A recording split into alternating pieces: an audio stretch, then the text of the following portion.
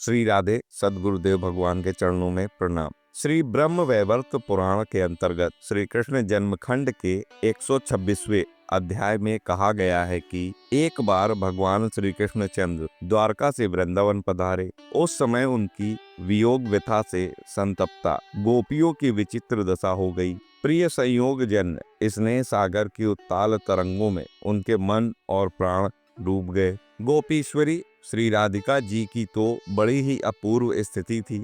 उनकी चैतन्य शून्य दशा से गोपियों ने समझा कि हाय, क्या नाथ के संयोग ने ही हमें अनाथ कर दिया। वे चिल्ला चिल्ला कर कहने लगी, श्री कृष्ण तुमने यह क्या किया, यह क्या किया। हाय, हमारी राधिका तो प्राणों से वियुक्त हो गई। तुम्हारा मंगल हो, तुम शीघ्र ही हमारी राधा को जीवित कर दो। हम उनके साथ वन को जाना चाहती हैं। यदि तुमने ऐसा ना किया तो हम सभी स्त्री वध का पाप तुम्हारे सिर मढ़ेंगी।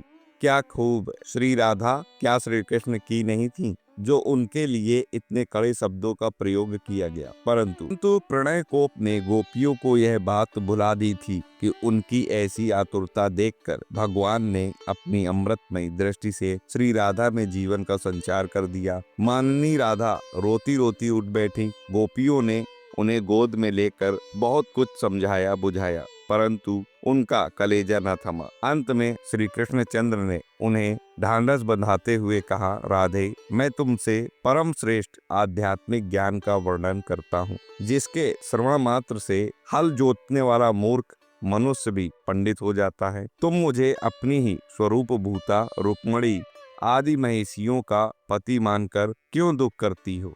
मैं तो स्वभाव से ही सभी का स्वामी हूँ राधे। कार्य और कारण के रूप में मैं ही अलग अलग प्रकाशित हो रहा हूँ। मैं सभी का एकमात्र आत्मा हूँ और अपने स्वरूप में प्रकाशित हूँ। ब्रह्मा से लेकर तृण पर्यंत समस्त जीवों में मैं ही व्यक्त हो रहा हूँ। मैं स्वभाव से ही परिपूर्णतम श्री कृष्ण स्वरूप हूँ। दिव्य धाम गोलोक तथा सुरम्य क्षेत्र गोकुल और वृंदावन मेरा निवास है। मैं स्वयं ही द्विभुज गोपवेश से तुम्हारे परम प्रीतम बालक रूप में गोप गोपी और गौओं के सहित वृंदावन में रहता हूँ। वैकुंठ में मेरा परम शांत सनातन चतुर्भुज रूप है। वहाँ मैं लक्ष्मी और सरस्वती का पति होकर दो रूपों में रहता हूँ। पृथ्वी में समुद्र की जो मानुषी कन्या मर्त लक्ष्मी है, उसके साथ मैं श्वेत द्वीप में क्षीर समुद्र के भीतर चतुर्भुज रूप से रहता हूँ। मैं ही धर्म स्वरूप, धर्म वक्ता, धर्मनिष्ठ, धर्म मार्ग प्रवर्तक, ऋषिवर, नर और नारायण हूँ। पुण्य क्षेत्र भारत में धर्म परायणा, पतिव्रता, शांति और लक्ष्मी मेरी स्त्रियां हैं।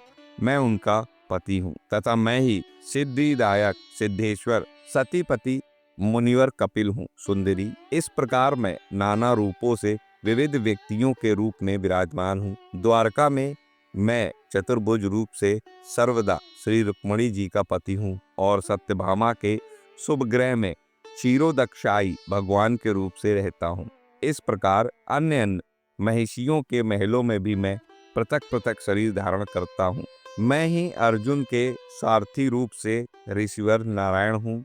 मैं अंश धर्म पुत्र नर ऋषि ही महाबलवान अर्जुन के रूप में प्रकट हुआ हूँ। इसने मुझे सार रूप में पाने के लिए पुष्कर क्षेत्र में मेरी आराधना की थी। और राधे, तुम भी जिस प्रकार गोलोक और गोकुल में राधा रूप से रहती हो, उसी प्रकार वैकुंठ में महालक्ष्मी और सरस्वती होकर विराजमान हो। तुम ही क्षीर सागर शाही भगवान विष्णु की प्रिया मर्त लक्ष्मी हो और तुम ही धर्मपुत्र नर की कांता लक्ष्मी स्वरूपा शांति हो तथा तुम ही भारत में कपिल देव की प्रिया सती भारती हो। तुम ही मिथिला में सीता के रूप में प्रकट हुई थी और तुम्हारी ही छाया सती द्रौपदी है। तुम ही द्वारका में महालक्ष्मी रुक्मणी हो। तुम ही अपने काल रूप से पांचों पांडवों की प्रिया द्रौपदी हुई हो और तुम ही को राम की प्रिया सीता के रूप में रावण ने हर लिया था। अधिक क्या कहूँ।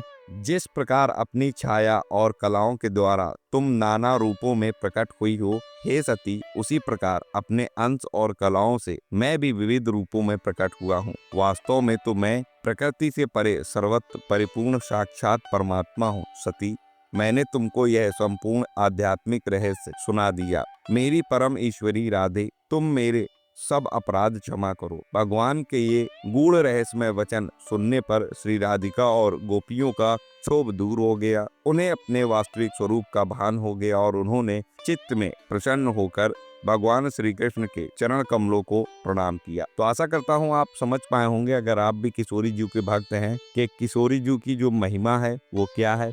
जितनी भी देवियां प्रकट हैं वो सब किशोरी जी के अंश से ही प्रकट हैं, और आप जो राधा नाम का जाप करते हैं उसकी महिमा क्या है आप स्वयं समझ पाए होंगे कि श्री किशोरी जी की आराधना और उपासना करने से ही आपके सारे अशुभों का नाश हो जाएगा, और अन्य किसी देवी देवताओं की आपको आराधना करने की भी आवश्यकता नहीं पड़ेगी, क्योंकि एक ही तत्व है जो अन्य अन्य रूपों में विराजमान है। तो आशा करता हूँ जानकारी आपको पसंद आई होगी। वीडियो अच्छा लगा हो तो लाइक करिए, चैनल पर नए हैं सब्सक्राइब कर लीजिए, कमेंट में जय श्री राधे कृष्ण लिखना ना भूले। मिलता हूँ अगले वीडियो में नई जानकारी के साथ, तब तक राधा वल्लभ, श्री हरिवंश, श्री राधे।